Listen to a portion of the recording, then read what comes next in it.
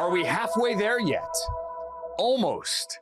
Almost. Welcome to yet another edition of Inside Coverage here. A Monday edition with Week 8 all but almost done of Inside Coverage. The how and the why, the any, and everything you need to know about the National Football League from the home office in Los Angeles or thereabouts, Southern California. My name is Andrew Siciliano. After a blowout Sunday, the NFL has a great PR machine. Hi there, Frank Schwab, where they always like to tell you on Sunday night we had so many games that were this close. So many games with fourth quarter comebacks. We had one in Cincinnati, oh, by the way. So many games that came right down to the wire with the margin of victory and the game being in down to the final couple of seconds. Except yesterday when it was basically a blowout fest, save for a few interesting matchups here or there. How are you, sir? How was your Sunday? Doing well. And yeah, look, it's just random luck of the draw. Like sometimes you're just going to get a bad week of football.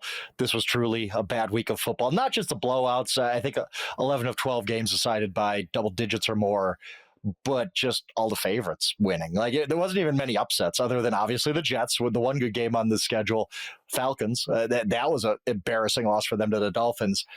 Every other favorite won and covered the spread, I believe, 10-2 against the spread for the favorites there. Not that you were in that world, Andrew, but I am. So, yeah, just a bad week of football. It happens. But I do think if there's any takeaway, like, you know, we try to take away stuff from random events that happen on a Sunday in the fall. Maybe there's just a lot of bad teams in the NFL for this point in season, too. And it kind of leads into the trade deadline, doesn't it? Like, you're going to see teams next week who are like, yeah, we're just, what are we doing? The Bengals, for a good example. Like, what are we chasing? Like, we're chasing like 8-9 this season and not making the playoffs. Like, and we'll sit on Logan Wilson and Trey Hendrickson. I think there's going to be a look in the mirror moment for a lot of these teams who we saw just get absolutely positively blown out on Sunday to say, yeah, you know what? We're really not that good this season, and we need to start thinking about whether we're sellers or not. It's a great tease by you, Frank, talented broadcast professional, teasing that coming up in about 20 minutes, we will break down your article right now up on Yahoo about potential trade targets ahead of the deadline. If you don't know when the trade deadline is, just think election day. Okay, maybe you're not politically savvy and all politics are local. You should be voting, by the way. Next Tuesday, when you go to the polls, NFL GMs go to their phones to work out deals. So the trade deadline next Tuesday, we will dive into Frank's piece. You should go read it right now. Multitask before we get to it in about 20 minutes as to who could be moving. And Frank, it brings us back to the parity conversation. You say there aren't many good teams. Is it parity, Parity, or is it parody, Parody, and that some teams are just parodies of good teams? We thought you might be good, but in essence, this is a parody account of a real NFL team. Yeah, and I mean, the problem is in the NFL is you always are, these teams, as you know, Andrew, we've both covered the league a long time. These teams always want to be optimistic. Oh, hey, if we just get this guy healthy and we just beat the Lions on Sunday, we're going to get on a run and look at the rest of our schedule. We can slide into the wild card and then anything could happen. They always think like that. Always. And it just is not true for some of these teams. And we really saw that on Sunday. I think that is part of, I think some of it's random. Some of it's just random events that you're just going to have 10 blowouts on a Sunday. But some of it is just, yes, the haves and the have-nots. And I don't think there's any great teams in the NFL this season. But I do think you see a separation between the top half and the bottom half. So trust me, Andrew, as somebody who spends 18 straight Mondays during the fall ranking football teams, I can tell you the bottom of the rankings are pretty ugly. There are a lot of teams there who are just, it's not even Halloween. And you're like, we can cross you off the list. We're fine to move on. Yeah, I get it. We're rearranging deck chairs. Before we get to Sunday night, real quick, want to get some news breaking here into our respective newsrooms, i.e. our homes. And that is the Vikings are putting Carson Wentz on injured reserve. He needs shoulder surgery. His non-throwing shoulder. We saw him in abject pain on the field and down on his back in the late moments of how the week opened. A blowout win for the Chargers over the Vikings on Thursday night here in Los Angeles. Shoulder surgery, he's done. It means J.J. McCarthy is back. Now, we knew J.J. was going to come back this week. Kevin O'Connell said it immediately after the game on Thursday night. When he is healthy, he is our starter, and it's expected that he is going to be healthy this week. It ain't going to be easy, though, for JJ. Vikings are on the road at Detroit. this Sunday, and that's just one in a number of very difficult games coming up for them. Yeah. I think this guarantees we're going to see Max Brosmer this maybe not this week, but this season. He's the rookie undrafted kid. They love him out of Minnesota. I'm not suggesting that J.J. McCarthy is going to fail. Not at all. I would like to see him do well, although we've only seen just brief glimpses of that. But J.J., if history is any guide here, is not going to make it through the season. I'm not rooting for an injury. I just know that he's never stayed healthy. He's only played like 3 games in his NFL career. So I'd say this injury means get ready to see Max Brosmer at one point. Probably true. But I do think that the voluntary part of benching J.J. McCarthy, giving him extra time, that's kind of out the window. I just, if Wentz was still there, and the Vikings, let's say they were still kind of hanging around that playoff race or one of those optimistic teams I just talked about, they might be saying, boy, JJ looks like the JJ from the first 2 weeks. We need to make a move right now. Let's get Wentz in there. He was at least competent with the offense. That's out the window now. I don't think that there's any point in the season in which the Vikings voluntarily just say, JJ, take a seat. We're going to see what Brosmer has. If they do, that's a really, really, really bad sign for the Vikings, because at that point, you're just saying the 10th pick ain't ready. We'd rather try out the undrafted guy. So in some ways, Andrew, I do think that this takes a little bit of pressure off of McCarthy. There's maybe some pressure on him to stay healthy, but I think the pressure, there's nobody looking over his shoulder right now. Not realistically. I get they like Brosmer, and they should. Like he looked good in preseason and all that. But realistically, I think this is JJ's job the rest of the season. Go make mistakes, kid. Like it's going to happen. We're fine with that. We have no other option anyway. So go play. Go be you. Don't feel any pressure that we're going to bench you because we really don't have any other option now. I think that pressure is off JJ McCarthy, but you're right about the injuries. Now he has to stay healthy, or you're going to an undrafted rookie, and that's not really what the Vikings want to do this season. And you make a good point as well about the lack of pressure here, but the schedule is not going to in any way alleviate the pressure. They're at Detroit, and then home for the Ravens and the Bears, and then at Chicago, and then at Seattle. I mean, the next 5 games for JJ. Well, look, it's big boy football. There are no easy outs in this league, so the schedule is what it is. You're on a 15-win team from a year ago in the best division a year ago in the NFL, so it's going to be a difficult grind. But hey, JJ's got to get in there and swim, and hopefully he can for his sake. All right, speaking of that division, the Packers won another game.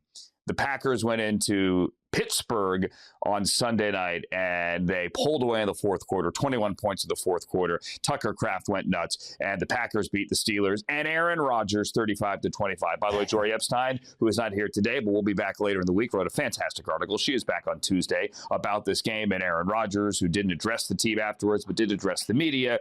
It wasn't a revenge game. He just got outplayed by a better team with a better quarterback at the moment, and the Steelers defense still obviously has a lot of issues. It was really loud there and everyone noted this, for Packers fans. It felt like a neutral site game at times. It felt like a Packer home crowd, which is nothing that ever happens at Acrisure. I don't know why that was the case. Obviously, Frank, Green Bay fans travel well. Maybe It was the Steelers fans and their disdain for the uniforms. Can we put these uniforms up? These were as bad as, I don't know that you can get much worse than these. Years ago, the Steelers had throwback uniforms, and I'm all for nostalgia, but you're throwing it back here to when they were the laughingstock of American football. Back in the 30s, they were the worst team in football. Here with these uniforms, they years ago had the vertical stripes that was right out of Gangs of New York. And this kind of is that look as well, with Aaron Rodgers playing the role of Daniel Day-Lewis. None of this works for me here. Yeah, I get that. Yeah. Nor does their defense work for them right now either, which is a problem. Yeah. But by the way, we were robbed of a very classic jersey matchup because the Packers went all white. I do not like their alternates. I can't lie. I do. The throwbacks, I do like throwbacks, especially when they're very kitschy like this. The Broncos wearing the 1960 horizontal socks or whatever like that. But I would have just liked to see the green and gold against the black and yellow, but it didn't happen. That's fine. But on the field, yes, the Steelers looked ugly because you just realize this team is not very good. And I don't know where they go from here. I think that you saw in the second half yesterday with Jordan Love completing 20 straight passes. The Steelers couldn't do anything right. Now, they did play a good first half. I'll give them that. But I think it was just what we've seen most of this season. You look back to week 1, Justin Fields ripped them apart, right? Like, they've had games where they have not played a murderer's row of quarterbacks yet. And they've given up some big games to some really mediocre quarterbacks. And then Jordan Love just goes nuclear on them in the second half. And the Packers defense got going. It's a Steelers team that the defense looks old. They just got old in a hurry, and they're just not capable of being that top 10 defense we're used to from the Steelers. And the offense isn't good enough to make up for that. Like, Aaron Rodgers has had a very competent, perfectly fine season so far, but he ain't Aaron Rodgers of even 5 years ago, and we know that. He's old. Like, that happens when you turn 40 years old, especially quarterback.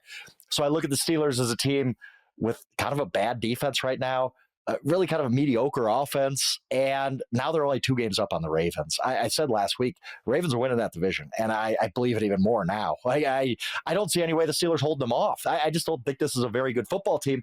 And then, Andrew, we get into a conversation of where do the Steelers go from here? Like, it's not a team that's like among the elite, and you could just fill in a couple pieces, and we're going to keep this thing going for a while.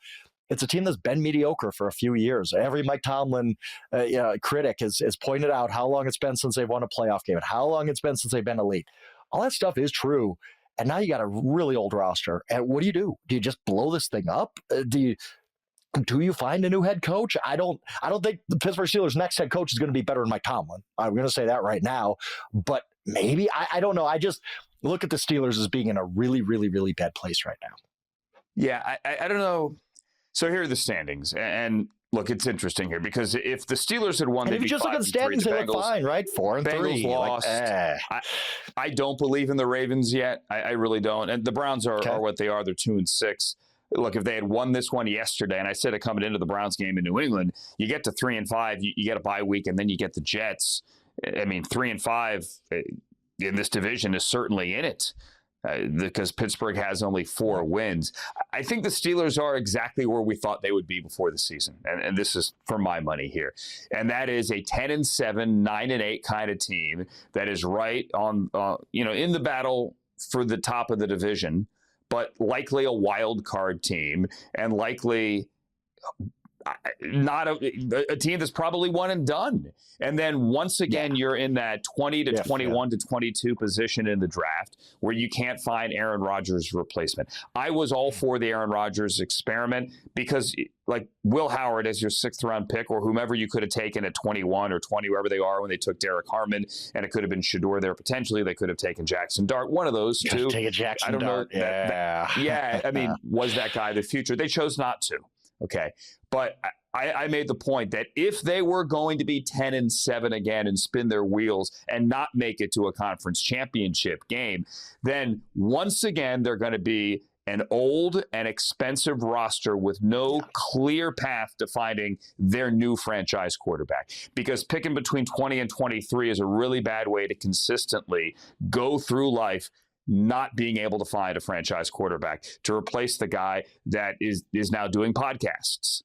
That guy's been gone for a while now, and you haven't found a way to replace him. It is only through 8 weeks. I'm not ready to write them off yet, but this is the most expensive defense in football. They've given up 30 points in back-to-back weeks, and I don't know how they're going to magically fix it. And offensively, they could go trade for a wide receiver. I know MVS came in. He's Aaron Rodgers' buddy. He worked out. I mean, that's the low lift. That's the easy lift to bring in him, Marquez Valdez-Scantling, as a potential deep threat. Are they going to trade for Olave, Rashid Shaheed, or someone like that, or Calvin Ridley?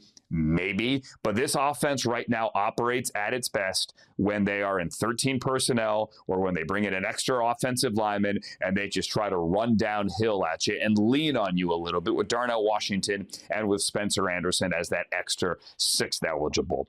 That team is not built to come from behind. That team is not built to rally when you're down 3 scores. So if you get into a shootout like they did with Joe Flacco last week on Thursday night, or if you have to rally and try to get into a shootout of the 4th quarter with Jordan Love, you're not going to win. That's not how you are built to win. So the defense has to be better. And I just don't know if that's going to happen.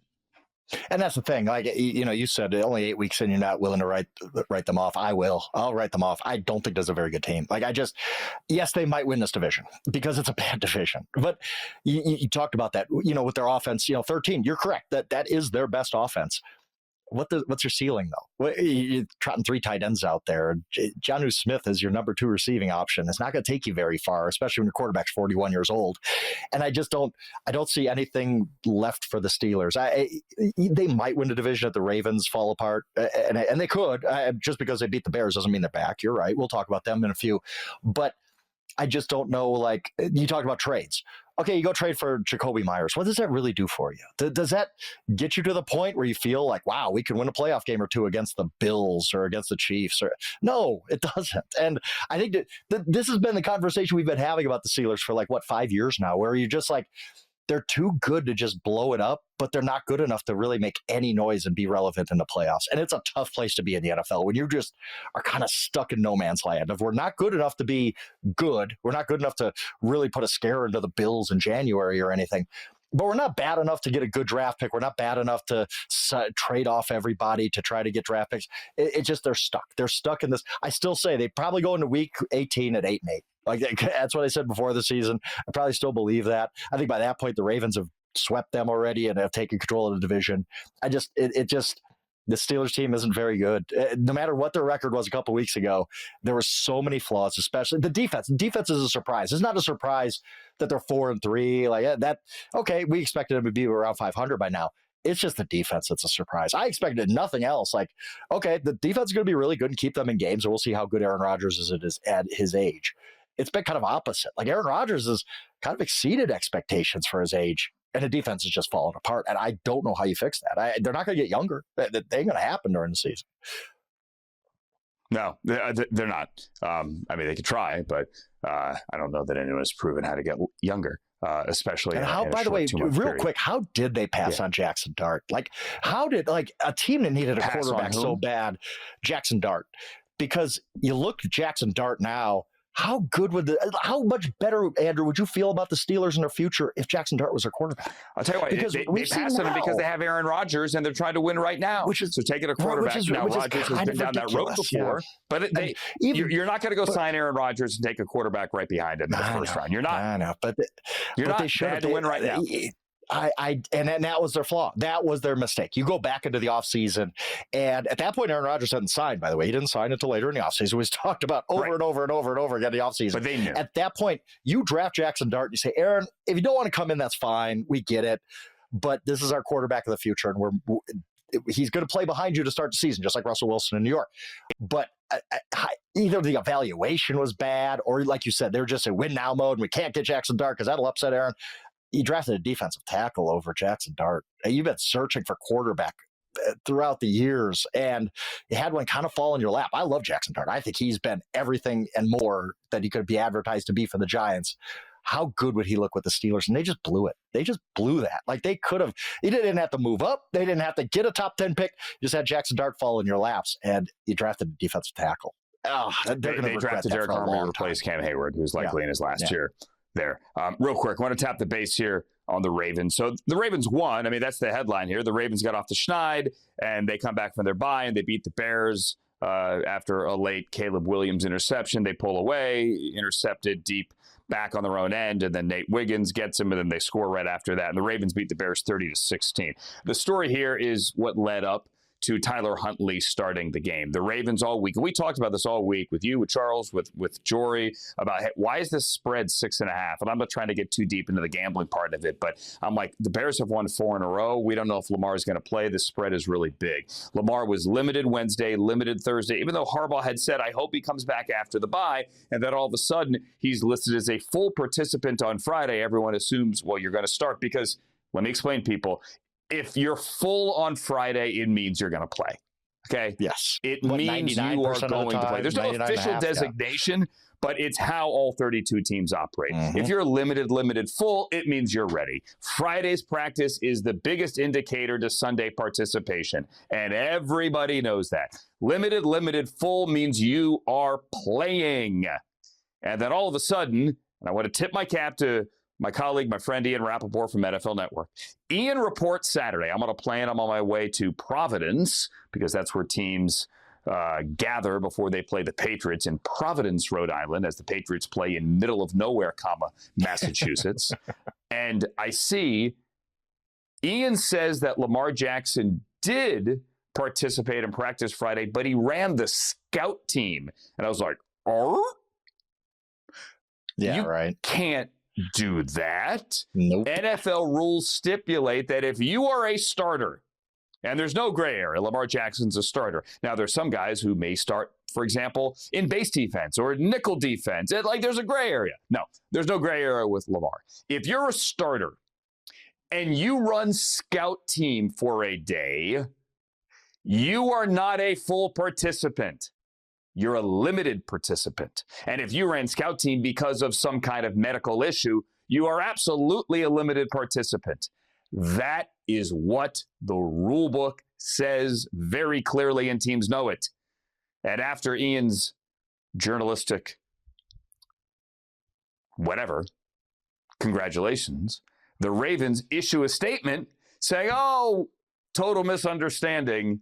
Lamar was limited on Friday, and we are now ruling him out of the game. Ravens afterwards, John Harbaugh says, there's nothing to see here, guys. Total misunderstanding. It's just like a PR clerical paperwork thing. Misunderstanding. In light of the scandal this week with the NBA and a coach and a player getting arrested by the FBI at the crack of dawn Friday, this is a very big deal. It is a very big deal. I think the Ravens, and this is speculation, but I can tell you the whole league is talking about it, Ravens are going to get penalized, and do not be surprised if it is a loss of draft pick. It is that kind of violation, and the league is going to, my gut tells me, this isn't insider reporting, my gut tells me they're going to drop the hammer. Yep. And the timing couldn't have been dumber for the Ravens to try this malarkey. We all pretty much know what happened. Like they were trying to pull the wool over everybody's eyes. And look, if John Harbaugh was in like his second year as an NFL head coach, he might be able to pull off the whole, oh, what a mistake. We just didn't know any better. No, John, you've been coaching for a long, long time. You absolutely knew the rules here, and we all know what you were trying to do. And to do this on a week where the NBA is in the headlines for insider information being let out. I've got, oh, hey, LeBron's not going to play in this game. You might want to bet the other side. I see people on social media saying, why is this even a big deal? Who cares? It's only for the gamblers, I guess. But now that sports betting is such a big part of everything that's going on in the sporting world, and the NFL's gotten into business with gambling companies, they have to be more vigilant about this. And you can't have teams playing games with the injury report. I thought the Falcons did too, to be honest. Like, we all thought Michael Penix was going to play, and then all of a sudden Saturday night, it's like, oh, actually Michael Penix is going to get ruled out. Whoa, what happened on Saturday? You knew that he was going to get ruled out, and you played it off all week. Like, oh yeah, Penix probably play. No, you knew. And so but he was limited all week, right? Wasn't he limited on Friday? Yes, okay. I'm not saying they misdiagnosed. There's a big difference there. There is. They didn't mislabel. Like the Ravens just clearly mislabeled Lamar Jackson on the injury report to probably throw off the Bears, because all these teams get so paranoid about, oh, we're going to keep them guessing, blah, blah, blah. And I don't think John Harbaugh is feeding insider information to anybody in the gambling business, but that they got to be hyper vigilant about this in the NFL now, especially what just happened days before in the NBA. This is a loss of draft picks for the draft pick, at least for the Ravens. To me, I'd be stunned if it's anything less than that. Even if it's a late round pick, I don't think it's going to be a first or anything like that. But you have to send a message.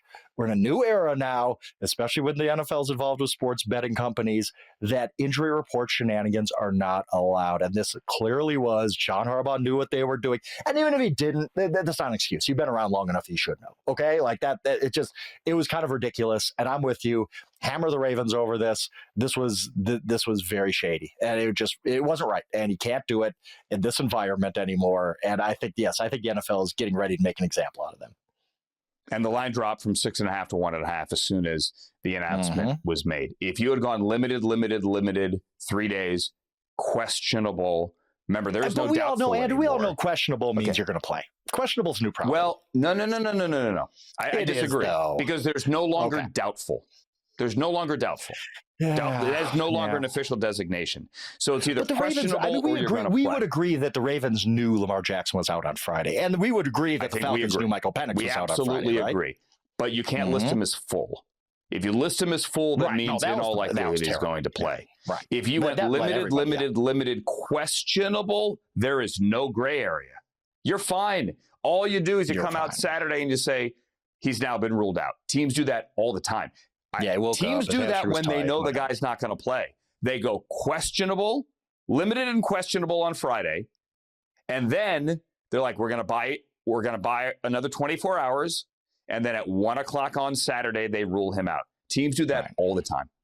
Right. All the time. They know a guy's not going to play. Limited, questionable, will rule him out Saturday afternoon. And that is considered within the spirit of the reporting rules. This was, and that's going to change too now. We're going to this week is going to change a lot of that, because I don't think you could be, because of the gambling aspect of it. It does have to do with the gambling. I don't think you could be spirit of the law anymore. I don't think you could be, because there are guys in that organization who knew Lamar Jackson on Friday was not going to play, right? Like, it's not a big secret. Anyone that saw him took scout team knows he's not playing. And then all that it takes is a guy on that scout team or a guy on the roster or a guy in the building to call his buddy and say, hey, that line is 6.5. You might want to get on the Bears in that one because Lamar's going to be ruled out tomorrow. That's what insider information is. It's not legal, but it happens. And you when you play these injury report shenanigans, and you do, because you're right. You're absolutely right that it is allowed right now, and it's perfectly, I guess, above board for teams to be like limited, questionable, and then Saturday they're like, oh, actually he's out. You knew all week he was going to be out, right? That opens the door for this stuff in the gambling community that the NBA got in trouble for just now, and the NFL's going to. It's a Pandora's box that was opened, and there's no question about it. And the NFL walked right into it when they got involved with these gambling companies as sponsors. And now they have to deal with it. And I think part of it is going to be a big overhaul of how the injury report works. Coming up, some numbers that will blow your mind about the Indianapolis Colts. They are not just good this year, they're historically good. Like this decade, any decade good. Also coming up, wait to hear what Justin Fields had to say. This is a reminder. We're talking about human beings here that have lives and emotions. That's Frank. I'm Andrew, and this is Inside Coverage.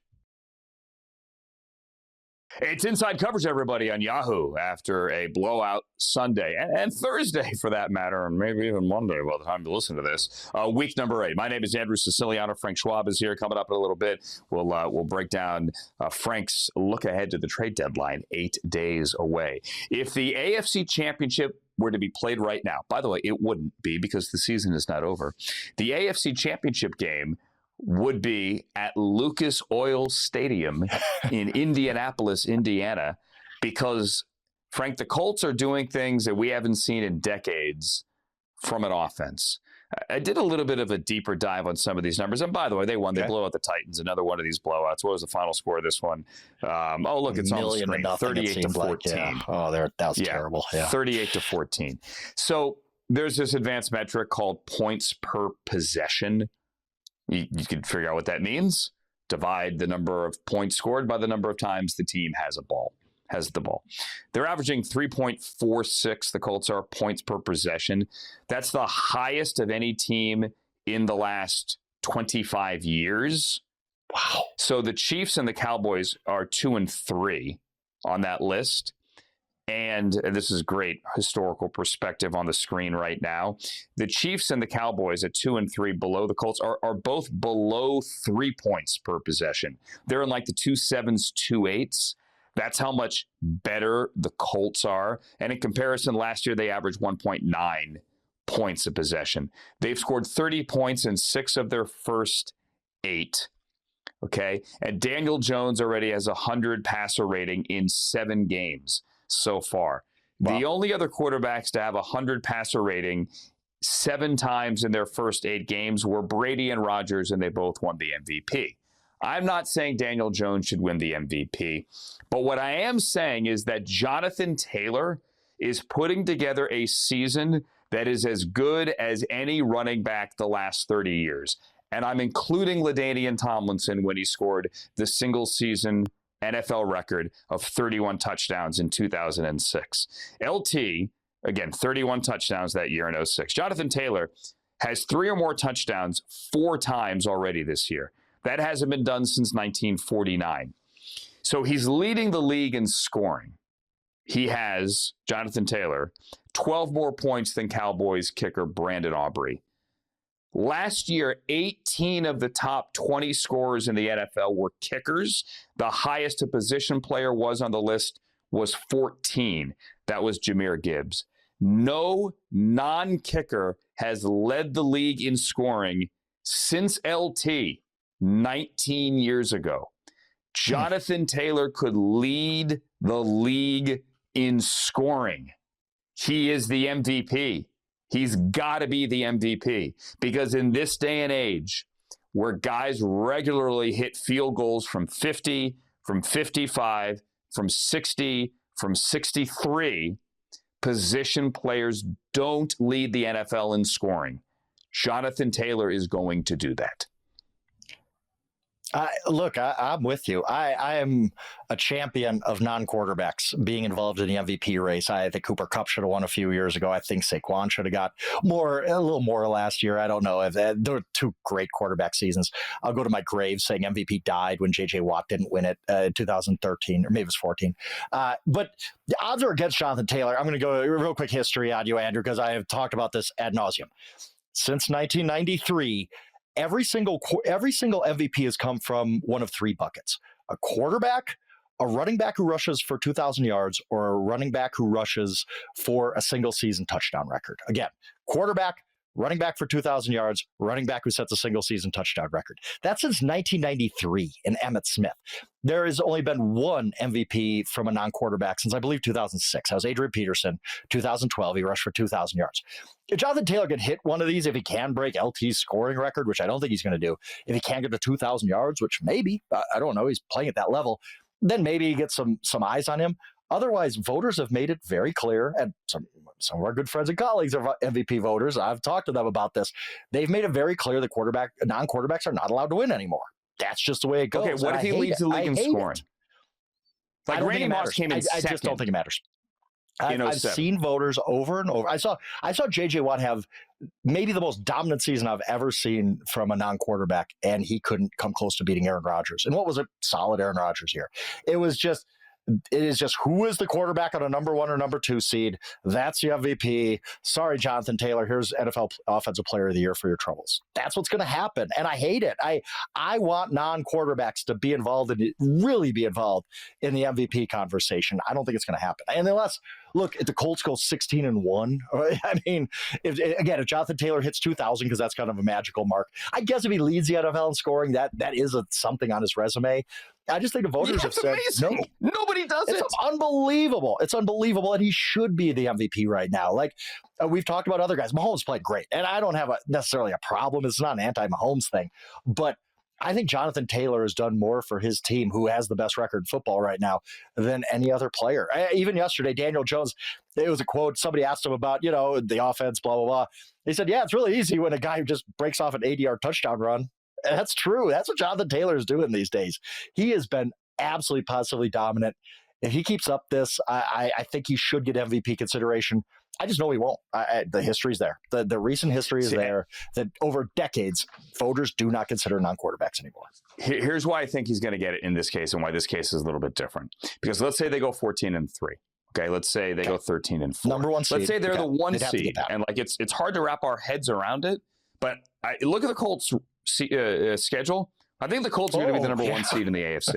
Okay? Yeah. The road to the AFC Championship game is going to go through Lucas Oil. They're not going to give the MVP to Daniel Jones. Now, he's had a superb season. But in terms of leading the league in passing yardage or touchdowns, and that's Herbert and that's Stafford or whatever. Okay, he's not going to be in the top 3 or 4. So he's not going to get the MVP votes. So that's why I think Taylor could, but I'm with you. I understand it, Frank. It is that tough, but just I don't know if people understand, and we're only halfway there, but maybe I didn't do it clearly. Just how rare it is for a non-kicker to lead the league in scoring, even to be within sniffing distance of it. It doesn't happen. It just doesn't happen. Non-kickers aren't even in the top 10 almost ever. Right. Ever. Like Moss did it when he scored 23 touchdowns, which is the single season receiving touchdown record in 2007 with Brady. And then the Giants beat him in the Super Bowl. And then LT the year before. Those are unicorn seasons. They should have their own wing in Canton so they could tell the story of those seasons. And we're only halfway there. But halfway there, Jonathan Taylor is having a season that you can count on one hand the number of players have ever done. Like, you got to go back to Jim Brown era when you didn't have this. We're not in the modern kicking era. Go back to the Jim Brown era when Jim Brown would score 18 touchdowns in a 14-game season and lead the league in scoring. That was a different conversation than the modern conversation we're having now. Anyway, the Colts are good. They blow everybody out. Real quick, I'm going to say one thing. I just want this on the record, Andrew. I just want this on the record. If the Colts get the number 1 seed and everything kind of plays out as it has the rest of the season, Daniel Jones will get more MVP votes than Jonathan Taylor. I would bet that right now. I'd bet a lot of money on it, too. Mark the take. Can we mark the take? Not that he deserves it. I think Let's mark the take. Jonathan Taylor on Wisconsin. I love Jonathan Taylor. He's a great, great player. The history is the history. The formula is the formula, and MVP is decided a certain way, and that's why Jonathan Taylor probably won't get it. Saquon Barkley couldn't win it last year. Jonathan Taylor can't win it this year. That's a fair point. All right, let's get to the Eagles. Look at you. Again, a talented broadcast professional with the perfect transition to our next topic here. Let's talk about trust issues, because we all deep down inside have trust issues. Okay, maybe we don't like to talk about those trust issues. Maybe we talk about them best when we're on the couch talking to a professional. Maybe even then we still build walls because we have trust issues with the person that we're speaking to in that setting. But either way, let's talk about trust issues with two teams, the Eagles and the Broncos, both of whom won their games in convincing fashion on Sunday. The Eagles beat the Giants. They swept the Giants. Rather, they get even. They go 1-1 to the Giants. The Giants now have not swept the Eagles. They had a chance on Sunday in 19 years. Well, 19 consecutive. Wow. So the last time they did it was 2007, which is just absurd. Philadelphia is 16-4 in their last 20 games, Frank, including the playoffs. They scored on 6 of 9 drives on Sunday, 5 touchdowns and a field goal. Saquon had his first 100-yard rushing performance of the season. Tank Bigsby, they paid a nice price to get him from Jacksonville. He, too, had a 100-yard game. Eagles outgained the Giants. That's the first time they've outgained any team this year, and they've outrushed the Giants, or they did, by over 200 yards. I believe in the Eagles. I think they'll find a way almost every week, despite their offensive inconsistency. However, others don't trust them. Do you trust the Eagles, Frank? I do. They played with their food a little bit in September, had the bad loss to the Broncos in the fourth quarter, and then really just were flat as heck 4 days later against the Giants. But there's nothing holding the Eagles back. They still have this unbelievably talented roster. Their record's still really good. Andrew, if you could tell me one stat, if you could reveal one stat from the end of the season right now, and I would say, okay, now I know how the season's going to play out for the NFL, it would be Saquon Barkley's rushing yards. If Saquon Barkley can get going, like that 65-yard run he had yesterday had to be like the heavens opening up for the Eagles, because that's what they lived on last year. It was awesome. That's what made them a special team, with Saquon Barkley being a special back. He has not been a special back so far. Maybe it's the 482 touches last year. I don't know. But yesterday we finally saw Saquon look like Saquon from last year. Got hurt at the end. Nobody seems to think it's serious. We'll see how the injury report works, right? But I think just the fact that they saw explosive Saquon Barkley, that is the key to them being a special team again. If you told me Saquon Barkley by the end of the year has broken off a string of 6 straight 100-yard games and blah, blah, blah, I'll tell you the Eagles are going to run away with everything, because that is the one thing keeping them from being a special team. Is it Saquon Barkley from those first 7 weeks when he's just okay, whatever, or is it the Saquon Barkley from last season and week 8 when he looks like absolutely special? Because that just, it takes the Eagles to another tier, and they become then the best team in the NFL. All right. I trust them. I also trust they're not going to trade A.J. Brown. I also trust that they are going to likely have a home game because I think they're going to win the division. I do trust the Eagles. I don't know that means they're going back to Santa Clara. I am not ready to write that ticket, meaning they're going to get to the Super Bowl, but I do trust the Eagles. And if they played in any other city other than Philadelphia, not to suggest that all 32 teams aren't treated differently. I mean, or all, you know what I'm saying? If they were the defending Super Bowl champion, the Tennessee Titans, we would not be sitting here picking apart their performances week in 100% and right. week out. All right. They have won 16 of 20 games. I trust them. After watching the Broncos beat up on the Cowboys yesterday in your backyard, Frank, final score on that one, 44-24. Do you trust the Denver Broncos? I absolutely do. And I felt like I was kind of on an island for a few weeks with that. I'm looking at the Broncos saying, maybe the best defense in football. I know like the Texans have a say in that, whatever, but they're in top 3 or 4. We all know that. And you're saying the only thing the Broncos need to do is have Sean Payton figure out the offense. I'll go with that. I'll ride with that. Sean Payton's going to get this thing figured out. Bo Nix has had a bad start to the season. There's no way around that, but you saw in the fourth quarter against Eagles, fourth quarter against the Giants. You saw it all day on Sunday. He still has it. It's not like he's just disappeared. It's just they need to get in a rhythm on offense. I think they finally found that. Now, look, the Cowboys defense stinks. It's awful. Bo Nix throwing for 4 touchdowns against the Cowboys defense doesn't prove that they're back on track or anything. But I just look at this Broncos team, who their only 2 losses, I keep saying this over and over and over. No time left on the clock at Indianapolis on a leverage penalty. All right, we love Indianapolis. Well, the Broncos should have beat them in Indianapolis. And a loss with no time left on the clock at the Chargers, who look awesome this week and are seriously a playoff caliber team.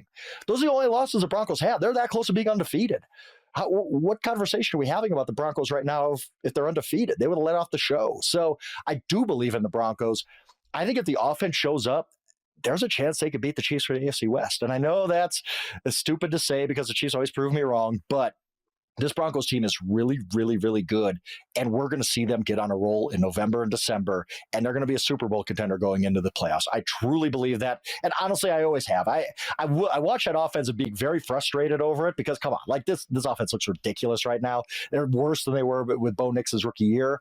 But I always in the back of my mind just said, Sean's going to figure this out. Sean's too good of an offensive coach for this offense to look this bad all year. Yeah, I'm with you. I believe in them. And, you could look at it the other way and say, oh, well, those are really close calls. And they've had some close calls where they barely won as well. Like the game in Philadelphia, they barely won. They barely won the game in London. Yeah. Mm-hmm. But they won them. Yep. They did. Those count. If you take their 2 losses and their 2, we barely survived, that's a 4-game stretch there. Like, I'm not sure. But in the end, we're sitting here, they're 6-2. And they go to Houston this week. Texans played a good game on Sunday. CJ's best game in at least a year. So maybe they figured something out. I don't know. I mean, maybe it was the opponent. 49ers are in trouble. The line of that game never made sense to me. A game and a half, 1.5, but hey, they won. They go, talking about the Broncos here, they go to Houston, then they're home for Vegas, then they're home for Kansas City. They still do have to play the Chiefs twice, including that game on Christmas.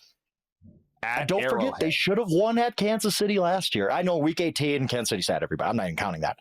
At Arrowhead last year, the Broncos should have beat them, just had a field goal blocked at the end. And that miracle string of Chiefs wins last year, one of them was the Broncos. Broncos ain't scared of the Chiefs. It's gonna be those 2 games are going to be awesome. Those 2 games circle those on your calendar. Fantastic football games to come up. The Broncos get the Raiders twice in the next 5 weeks. They also have a bye. They also have at Houston, at Washington. Who knows what the Commanders are, honestly, at this point. Jaden Daniels should be back by then, certainly. But they're not a very good team, especially defensively. And they get a bye week in there as well. Then the end of the schedule, Green Bay, Jacksonville, Kansas City, and the Chargers. I mean, that is a tough stretch right there. Anyone who looked at the Broncos schedule early or in the offseason said they've got to get out to a good stretch early because the back half gets very difficult. Well, they've done that. They're 6-2, and they're in good position now with 2 more against the Chiefs and 2 more against the Raiders on the schedule. I actually don't have trust issues with the Denver Broncos. I believe in the Denver Broncos, and R.J. Harvey scoring 3 touchdowns, even though that number 12 looks so odd like 12 for a running back. Is he a running back? Is he a wide receiver? What is he? He's also not very big. And then he's taking snaps, former high school quarterback, taking direct snaps in a single wing. And you're like, who is that guy? Wait a minute. Who's 12? I should know who 12 is. Oh, that's RJ Harvey. Wait a minute. Now he's scoring again. Like, it kind of throws me off. But yeah, I believe in them. I also believe in Justin Fields. Maybe not Justin Fields, the quarterback, but Justin Fields, the person. And I want to play you what he said on the podium yesterday after that stunning Jets win. That's coming up next on Inside Coverage. So I'm going to ask rhetorically, how interesting will the trade deadline be? Anybody? Well, you know what? It doesn't have to be a rhetorical question because Frank Schwab's writing about it right now on Yahoo. You could read Frank's article about not only which players could be traded, but which teams might be moved to make moves. Frank, the 49ers lost in Houston. We just talked about them. They're now 5-3. It's Mac Jones still at quarterback. They have so many banged up pieces, especially on defense with Warner out, with Bosa out. What do you think the Niners do at the deadline? This is the most interesting team to me going into the trade deadline because I don't know. I don't have a good answer on what I think they should do. They're 5-3, so it's tough to just stand pat and be like, you know what, we don't think it's our year. But you look at that defense. They lost Fred Warner. They lost Nick Bosa. Looked great against the Falcons on that Sunday night. But I think a real 49ers defense showed up on Sunday, gave up 475 yards to a Texans offense that hasn't been good all year and didn't have Nico Collins, okay? This 49ers defense is not just going to be fixed by one move. You could go get Max Crosby, Trey Hendricks, whoever the bell of the ball is at the trade deadline. I don't know that completely fixes the 49ers defense. And now you're the 49ers thinking, okay, choose your own adventure, fork in the road here, right? You're 5-3. You should still feel like the bones of that Super Bowl team is still there. We can make a run at this because we're really an aging roster and the window might be closing soon. Or, look, one move ain't going to help us anyway. We need to start thinking about reloading a little bit, right? Like we don't want to give up valuable assets, what it would take to go get a Trey Hendrickson. So I don't know, Andrew. I can't figure out what the 49ers should do. What do you think? Do you think a 5-3 team could just stand pat at the trading deadline? I don't know that I don't know. I do not know what John Lynch and Kyle Shanahan do here. Yeah, no, I would not stand pat, but I also don't want to leverage the future. This is a team that in the offseason moved on from a lot of high-priced veterans, guys that they didn't just cut because they were overpaid, guys that they cut because they had to turn the corner and start getting younger, and they couldn't possibly pay a guy like Malik Collins anymore, and they just let him go. He's a highly productive player that wasn't making that much money. They need to get younger. How much of your future are you truly willing to trade away? And do you think, and this is one of Kyle's greatest coaching jobs he's ever had and ever done with all these guys injured, do you think you can make a legitimate run if you go trade for a rotational third-round defensive end to get after the passer? I don't think so. You're hoping for Brandon Ayuk to come back. Right? Yeah. Mm-hmm. Yeah. Like a couple of years ago, they get Chase Young. That was a no-brainer. Mm-hmm. So they get Chase Young, and if he leaves, you're going to get back the compensatory 3, which was like a pick right around like 102, 103, 104, 105 in that window there. Like that made all the sense in the world. It was a free Chase Young, in essence, when they got him from Washington. I don't know that deal is out there right now, and I don't know. And they got no pass rush, by the way, on C.J. Stroud. The Texans O-line, which looked awful Monday night in Seattle, all of a sudden looked like they fixed all their problems. All their problems in the short week at home against the 49ers, whose defense looked fantastic a week ago. I'm really lost if I'm John Lynch. I would not mortgage the future. I would only make a deal here if it is truly, truly sensible. What about Breece Hall? He's been a workload, a workhorse with a heavy workload. Although Isaiah Davis got some run yesterday again, it was Breece Hall who threw the game-winning touchdown, right, to Mason Taylor. You got to move him. Well, I don't know if I'd move him. Like, how about Quinnen Williams? Like, if you're the Jets, the Jets aren't going anywhere. Would you trade one of those pieces? I would trade Breece Hall just because he does have an injury history. His career's kind of been up and down. He looked awesome on Sunday, and I don't think his value is going to get any higher. 133 rushing yards, 2 touchdowns, as you said, through the game-winning touchdown. He looked great. But you're the Jets. You're a 1-7 football team. Breece Hall, his rookie contract's going to be done after the year. He's in the last year of that.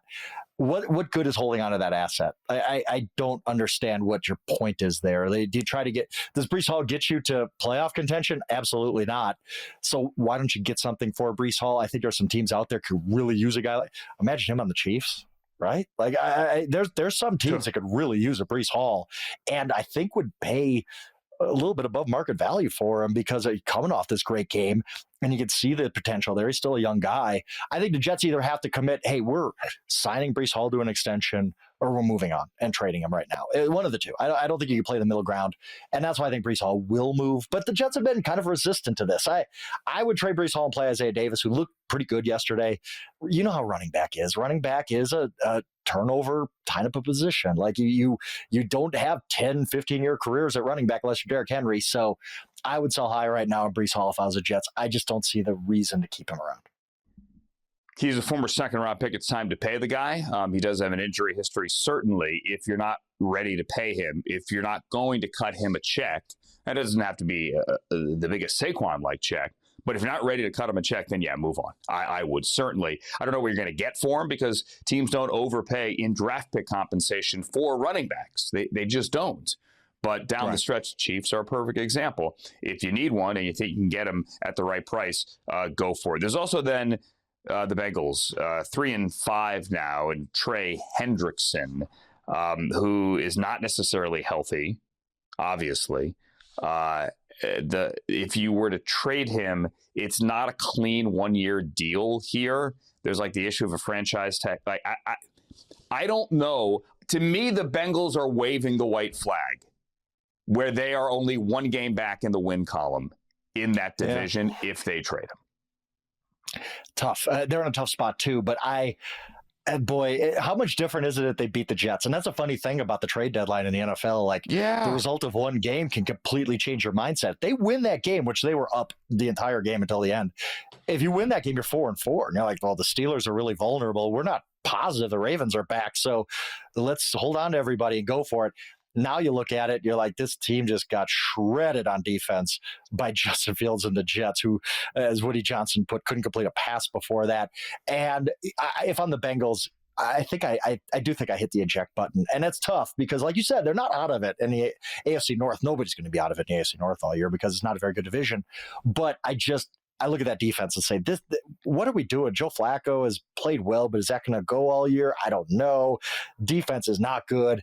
I think and Trey Hendrickson is the one guy who you could see getting traded for a mega deal. Like not multiple first-round picks like Micah Parsons or anything, because you talked about his contract, his age. But I don't think Max Crosby's going anywhere. I'm still skeptical about that. So the one guy who you say, this guy might actually be available is Trey Hendrickson. And they also had, linebacker Logan Wilson, who was a very productive off-ball linebacker for them. He's been phased out. He only played 20 snaps on Sunday. 2 rookies, Barrett Carter and Demetrius Knight, are playing ahead of him. You could trade him too, get something back from a team that could use a good linebacker like Logan Wilson. I think the Bengals should go into sell mode. And I get it. I do understand completely what you mean. That they're not out of it by any means. But I think you have to have an honest assessment of who you are. And I don't look at that as a playoff team. Yeah, I wouldn't do it. You could also make the argument that, how much worse can the defense be without him? Their defense just has not been fixed. Al Golden has not fixed the defense. It's as bad as it has ever been. They lead the league in missed tackles, and it's not even close. Wow. They're number 1, and they are cruising to the moon here. But I wouldn't trade Trey Hendrickson because to me it sends like the awful message to the locker room: we're out, we don't care anymore. And I don't think they're going to get the right return. That's just me. Now, if they get the right return, then go for it. But and reload with younger players next year, I just don't know that they're going to get it because Trey Hendrickson, all summer anybody could have had Trey. They could have had him. And the Bengals wanted the outrageous 2 number 1s. No one's giving you 1 number 1. Nobody's giving that up. I like the guy, but nobody's giving you 1 number 1 for him. We'll see. Somebody make an offer. I want to switch gears here because you mentioned Justin Fields, and I think this is really worth playing. It doesn't have anything to do with touchdowns and fantasy football and things like that. But we know what happened last week. Woody Johnson, as Frank alluded to, the Jets owner came out and said, we can't even complete a pass. And he was referring directly to Justin Fields. He said, the team is not winning. They are winless because of Justin Fields, although he never mentioned him by name. And when the owner says that we can't complete a pass and win a game with this guy, then you know that there's got to be a quarterback change. Well, the coach, Aaron Glenn, couldn't change quarterbacks because Tyrod Taylor has a knee injury, and Tyrod Taylor couldn't go. So they had to play Justin Fields. And the Jets were down 14 points on the road in the fourth quarter to the Bengals, who were cruising to a victory after beating the Steelers. And out of their little mini bye, they were rolling and right back in it. And then the Jets rallied. And then the Jets won. And then Justin Fields, take a minute. This is going to be 2 minutes of raw humanity, went to the podium and said this. It's been a lot for me, emotionally, spiritually. When I was out on the field, I was damn near about to start crying, but not because we won, but just because of the goodness of God and just how everything, works for the greater good. Everything that I've been through this past week, everything that we've been through as a team these past 7 weeks. There was a lot of ups and downs.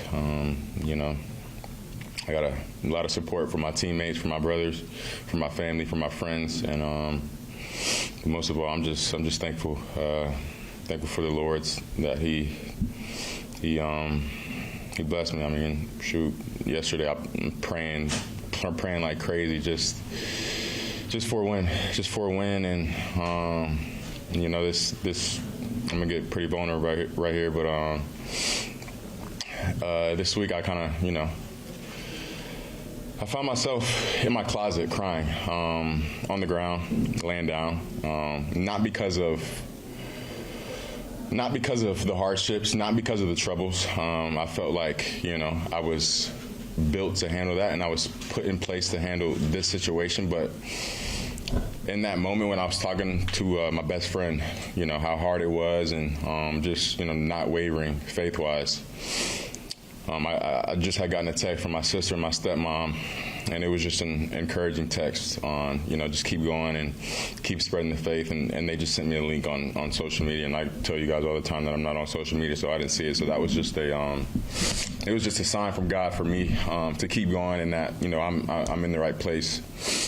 Yesterday I was just praying over and over and over again, just one win. And, but all that to say is that, God is real, God is good, and everything that we go through in this life is for a purpose. So, yeah. You can question Justin Fields, the quarterback. I hope you don't question Justin Fields, the person. I don't know that anyone ever truly has. But Frank, that video, I wanted to play it because when I was watching it yesterday, sitting at an airport, sitting at Logan in Boston, ready to fly back here to Los Angeles, it hit me. I don't know that I got emotional, but when you watch Justin Fields open up that way and say, hey, guys, I'm about to get vulnerable, I want fans to remember, because at times we forget, these guys are human beings too, and while they may not be on social media, they do hear when the owner sarcastically, just tears you down, right? They do hear when fans yell stuff from the stands. I'm not telling you to not boo. You pay your admission, right? You're allowed to boo. You're allowed to say this guy's not playing well. Just please, remember, in this day and age when guys are getting death threats on Twitter because prop bet didn't hit, or maybe it has nothing to do with your fantasy team or gambling, you just feel the need to type something with your thumbs at a guy that you've never met and try to tear him down emotionally because your enjoyment on Sunday or Monday or Thursday is somehow substandard because he didn't play well. Just remember Justin Fields and see that raw vulnerability and emotion, that he's a man, he's a brother, he's a child to a mother, he's a real human being. I don't know how else Right. to say it. Guys don't open up that much. Just know that it affects them too. Every now and then you hear fans yell back at players on social media or on sports talk radio and say, don't tell me that it means more to you than it does to me. It means more to me than it does to you. You're just a hired gun coming into town. I've been rooting for this team every day for 30 years. Guys, it means something to them too. It truly, truly, truly does. They are not avatars that you move around Sunday morning before 1 o'clock on your phone in your fantasy lineup to make sure it's actually set. Frank, as you could see, like real people. Yeah, well said. And I mean, and also the whole like, well, Justin Fields is getting paid $20 million. Like I could, yes, he doesn't care. Like, no, just because you make money does not mean that this doesn't matter to you in a very serious way. And there's very, very few people on this earth that can understand what Justin Fields is going through. I mean, he's a very high profile guy for a very high profile team in a tough market. And he was struggling. There's no doubt. We talk 4 times a week on Inside Coverage about football. You got to point out when, hey, Justin Fields right now should be benched. He's not playing well enough. I said that last week. I think that was legit. He wasn't playing well enough. But yes, these are people. These are actual people. This is a difficult, high pressurized job that they have. Highly physical, obviously, we know that, but they deal with a lot of stuff. And I thought it was just a great message for him to put out there. I felt great for the Jets on Sunday, and I usually do. For those, you have no idea. Me and you have been in locker rooms for forever now, and you have no idea how miserable it is in an NFL locker room when they're on the losing streak. After one loss, it's miserable. The rest of the week is miserable. And to do that 7 straight times, and you're 0-7, and the whole world's against you, and you don't know when you're going to win a game, and Justin Fields probably going to get benched if Tyrod Taylor's healthy. Aaron Glenn is already like having questions about, is this the right guy? And I just felt so good for Aaron Glenn and that whole crew, especially Justin Fields after Woody Johnson ripped him. Hats off to the Jets. Hats off to Justin Fields for sharing a very vulnerable moment, as he said. As you said, Andrew, well said by you, by the way. These are real people. These aren't just modern-day gladiators. These are actual people who have very high-stress jobs, and not many of us know exactly what they go through on a day-to-day basis. And I think it also carries a lot more weight in light of the fact that they lost Nick Mangold. We, the NFL world, lost Nick Mangold Sunday morning. He came out a couple of weeks ago, made a public plea for a new liver. He was battling kidney disease. And then, I tell you, Frank, I was in our booth and we got the news about a half hour before kickoff, and our jaws collectively just dropped. Like, wait, what? And I think the NFL world had the same reaction. For the Jets to win, not far from where Nick Mangold went to high school, right, in Cincinnati, and got their first win of the season, had a little more meaning.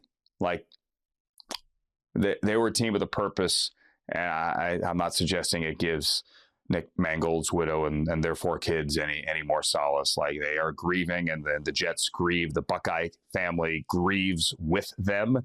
But you know what? Good for Justin Fields and good for the Jets to rally and to get that victory Sunday. And on that note, not necessarily a happy note, a somber note, but hopefully a life-affirming note as well. That's how we're going to wrap up the show today.